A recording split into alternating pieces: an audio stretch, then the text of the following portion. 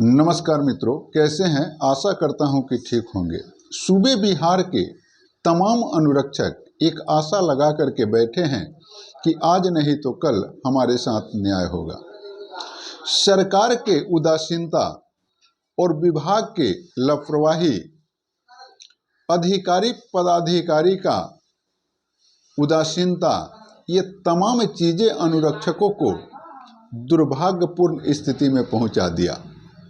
आज अनुरक्षक की यह स्थिति यह है कि न वह घर के रहे न घाट के रहे। 5 साल 6 साल से वे लगातार अनुरक्षक का कार्य कर रहे हैं। नल जल को सरकार का ड्रीम प्रोजेक्ट जो कहा जाता है उसको संचालित कर रहे हैं। उनके कार्यों में कहीं से भी लापरवाही नहीं रही है। वे लगातार अपने कर्तव्यों का निर्वहन करते रहे हैं, लेकिन ये तमाम चीज़ें करने के बावजूद भी उनके साथ जो गति हो रही है, उनके साथ जो गलतियां पर गलतियां हो रही है, वह जानकर आप सभी हैरान तो होंगे ही होंगे। वे अनुरक्षक भी किस तरह से इसको लेते हैं, यह देखना दिलचस्प होगा।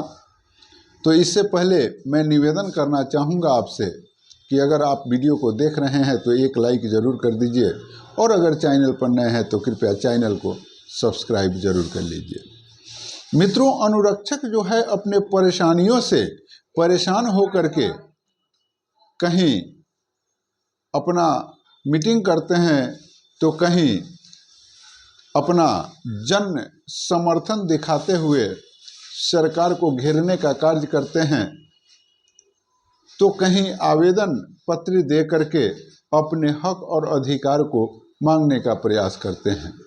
तमाम तरह से जब अनुरक्षक थक हार जाते हैं तो उनको एक आशा दिखाई देता है, कोर्ट। कारण कि कोर्ट को जो है अंतिम आस कहा गया है, और वहाँ न्याय के रूप में एक समझिए कि देवता स्थापित होते हैं जिन पर सभी को विश्वास होता है, और जनतंत्र का विश्वास भी जो है यह न्यायिक प्रक्रिया है। न्यायिक प्रक्रिया अगर न रहे तो जनतंत्र पर से लोगों का विश्वास हटते देर नहीं लगता। कारण कि आपके राज्य में, आपके देश में जो नेताओं का रवैया है, परिस्थिति है, जो किस तरह से वे अपने कर्तव्य का निर्वहन करते हैं, ये किसी से छिपा नहीं है। तो वैसे परिस्थिति में लोगों में एक विद्रोह का भाव उत्पन्न हो जाता, लेकिन लोकतंत्र को बचाए रखने के लिए, उसे संजोए रखने के लिए तरह तरह की व्यवस्थाएं बनाई गए। उसमें एक व्यवस्था न्यायिक प्रक्रिया भी है। जो न्यायिक प्रक्रिया पर लोग जो है बिल्कुल ही विश्वास करके चलते हैं। किसी के जुबान से यह आप सुनते जल्दी नहीं पाइएगा कि न्यायपालिका पर हमें विश्वास नहीं है। जो भी हो, सारे लोग यह बात कहते हैं कि अंतिम आस न्यायालय है, और न्यायालय का जो फैसला होगा वही सर्वमान्य होगा। लेकिन जब न्यायालय भी गड़बड़ियां करने लगती है तो आस टूटने लगता है। आप देखे होंगे नल जल अनुरक्षकों का केस जो है, कई एक केस न्यायालय में चल रहा है, कई एक केसेज में आदेश भी हुए हैं। और क्या आदेश हुए हैं ये अगर आप अनुरक्षक हैं तो जान रहे हैं, या जनरल पर्सन है उन्हें भी मैं बतलाने का प्रयास करूंगा। आप वीडियो पर बने रहिए। और मैं एक और बात आपको बतलाऊं कि अनुरक्षक जिस तरह से कार्य किए और जिस तरह से उनके परेशानी को देखने वाला कोई नहीं है, ये लोकतंत्र के लिए बहुत दुर्भाग्यपूर्ण है। मैं आपको बतलाते चलूँ कि जो केसेज हाई कोर्ट में हुए, उसमें जो है जो फैसलाएं आ रही है, वह अपने आप में आप देख करके ही समझ सकते हैं कि दुर्भाग्यपूर्ण फैसला आ रहा है। कारण कि कोर्ट में कोई भी केस होता है तो उसको या तो डिस्पोजल करना है या डिसमिस करना है। डिस्पोजल करना है, अगर डिग्री देना है तो किस बेसिस पर आप उसको डिग्री दे रहे हैं वह जजमेंट में लिखना है। और किसी केस को अगर डिसमिस कर रहे हैं, रिजेक्ट कर रहे हैं, तो आखिर किस विशेष पर उस केस को डिसमिस कर रहे हैं ये चीज़ें भी लिखना पड़ता है। अपने विनिश्चय में इस चीज़ को जज साहब लिखते हैं। लेकिन अनुरक्षकों के केस में कोई विनिश्चय नहीं लिखा जाता है, कोई चीज़ नहीं लिखा जाता है, और सारा आरोप जो है वकीलों पर लगाते हुए यह बात कहा जाता है कि वकील साहब बात ही सुनाना नहीं चाहते हैं, और नोट प्रेस्ड लिख करके केस को डिसमिस या डिस्पोजल कर दिया जाता है। और उस केस का क्या मैटर है, क्या मेरिट है, क्या डिमेरिट है, वह केस जो है राइट को कंप्लीट करता है कि नहीं करता है, ये किसी भी प्रकार की चर्चा हाई कोर्ट के जजमेंट में नहीं आता हो, ये आप समझिए कि कितना दुर्भाग्यपूर्ण है। तो मैं ये बतलाने का इसलिए प्रयास कर रहा हूँ कि कई एक केसेस जो अनुरक्षक का फैसला हुआ है, उसमें तमाम केसेज में आप यह चीज़ देखेंगे कि एक ही तरह का फैसला आया है। थोड़ा सा वो फैसला एक ही है, लेकिन थोड़ा सा इधर उधर हो सकता है, लेकिन फैसला का अगर सेंस देखेंगे तो एक ही है। सभी लोगों को यह बात कहा जाता है कि आप विभाग में जाइए।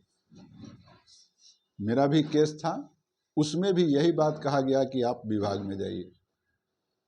आपको मैं पिछले एक वीडियो में दिया था कि सुप्रीम कोर्ट का रूलिंग कहता है कि 1 साल एक ही काम को अगर कोई कर लिया है तो उसे परमानेंट होने से कोई नहीं रोक सकता है, ऐसा आदेश सुप्रीम कोर्ट का है। और जब यह चीजें हाई कोर्ट के नजरों में जाती है कि नलजल अनुरक्षक इस काम को कर रहे हैं, तो ठीक है, अगर उस नलजल अनुरक्षक का अधिकार नहीं है, नलजल अनुरक्षक अगर गलत केस लड़ रहे हैं, तो उस बेसिस को बतलाना चाहिए कोर्ट को, उसको अपने विनिश्चय में इस चीज को लिखना चाहिए कि यह कमी पाई गई, इस वजह से जो है इनका राइट नहीं बनता है और ये नौकरी का अधिकारी नहीं है, और तब केस को खारिज करना चाहिए वो कारण दर्शाते हुए।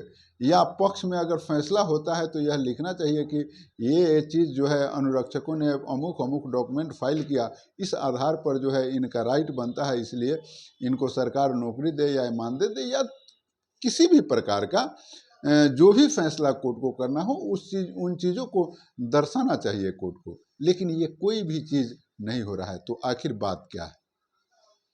तो आप समझिए कि एक तरफ कहीं ना कहीं से इस मामले में कोर्ट भी सरकार के पक्ष में खड़ी हुई दिखाई देती है। लेकिन अगर अनुरक्षक लगे रहे, डटे रहे, तो संभवतः अंतोगत्वा तो कानून का ही फैसला होगा। अभी कुछ घुमाया जा सकता है, लेकिन आखिर उसमें अगर राइट बनता है तो उसको तो फैसला देना पड़ेगा। आप घुमा सकते हैं, परेशान कर सकते हैं, सच जो है, सत्य जो है हराश में आता है, लेकिन विजयी हमेशा सत्य का ही होता है। ऐसा अवधारणा वर्षों से, जुगों जुगों से हमारे कल्चर में, हमारे नेचर में बसा पड़ा है। सत्य पराजित नहीं हो सकता है, ऐसा आप लोगों ने भी बार बार सुना होगा। तो यही चीज़ें हैं, इन चीज़ों को हमें देखना है। अगर हम डटे रहते हैं और लड़ते रहते हैं, कुछ परेशानी होगी, कुछ आर्थिक तंगी होगी। ऐसे अनुरक्षक तो टूट गए हैं, लेकिन तमाम टूटों के बावजूद अगर अनुरक्षक मजबूती से अपने शक्ति को दिखाते हैं तो संभवतः उन्हें अधिकार मिल सके। तो आप इस वीडियो में बतलाइएगा कि आखिर मेरी जानकारी जो है यह आपको कैसी लगी। कमेंट सेक्शन में ज़रूर लिखिएगा और वीडियो को ज़्यादा से ज़्यादा शेयर करिएगा ताकि तमाम अनुरक्षकों के पास यह जानकारी पहुँचे कि तमाम तरह के केसेज में मैंने कई एक बार कहा है कि एक बार जो एक केस में फैसला आ जाएगा उसी को आधार मानते हुए तमाम केसेज में कोर्ट फैसला करेगी, अगर उस तरह का जो भी केस होगा। और वही चीज़ें हो रही है, हम लोगों ने देखा है, ये अनुभव की बात मैं कह रहा हूँ कि चाहे वह जितेंद्र दुबे का केस हो या एक मुजफ्फरपुर ज़िले का ही केस था सकरा का वह केस हो, या वैशाली के एक केस में फैसला हुआ वह केस हो, चाहे वह हमारा केस हो, इन तमाम केसेज में एक ही तरह से कोई ट्रीट नहीं कर रही है कोर्ट। एक ही ट्रीटमेंट है कि वकील साहब जो है यह स्वतंत्रता चाहते हैं कि हम विभाग में जाएं, जबकि ऐसी बात वकील साहब नहीं करते हैं। यह कोर्ट अपने मन से लिख रही है और नोट प्रेस्ट करके जो है फैसला कर रही है कि इसमें मैंने अब क्या बतावे हम आपको। तो इस तरह की फैसला जो आ रही है ये कहीं ना कहीं से अनुरक्षकों को परेशान करने का बात है। अनुरक्षक 4 साल 5 साल से तो वैसे ही तबाह हैं, वो काम धंधा छोड़ करके इस काम को करते रहे, अब वो न घर के रहे न घाट के। और यह प्रजातंत्र का सरकार किस तरह से ऐसे ट्रीट कर सकती है, ये आप सोचिए। आप जनता हैं या अनुरक्षक हैं, जो भी हैं, आप समझिए कि कैसे हम लोगों का भविष्य सुरक्षित रहेगा। हम लोगों का नेता किस तरह से हम लोग के साथ ट्रीट कर रहा है, या आप सोच सकते हैं, देख सकते हैं, जान सकते हैं। मैं यह वीडियो किसी को दुख पहुंचाने या परेशान करने के लिए नहीं, अपितु आप सतर्क हो सके, सशक्त हो सके, जागरूक हो सके, इसके लिए लाया। मित्रों, अगर मामला नहीं फंसा है तब तक आप बहुत सुरक्षित हैं, और जैसे ही कुछ मामला फंस जाए और जिस तरह से भ्रष्टाचार हावी हुआ है, वह समझिए कि आपका सारा सिस्टम याद आ जाएगा और इस भ्रष्टाचार के मार को आप सह न पाइएगा। अगर आप जनरल पर्सन हैं, और पैसे वाले की तो बात कुछ अलग है, लेकिन अगर जनरल पर्सन है तो इस भ्रष्टाचार का माल आप झेल नहीं पाइएगा, ऐसी स्थिति उत्पन्न हो गई। इसलिए फिर से मिलते हैं एक नए वीडियो में, अब तक के लिए इतना ही। जय हिंद।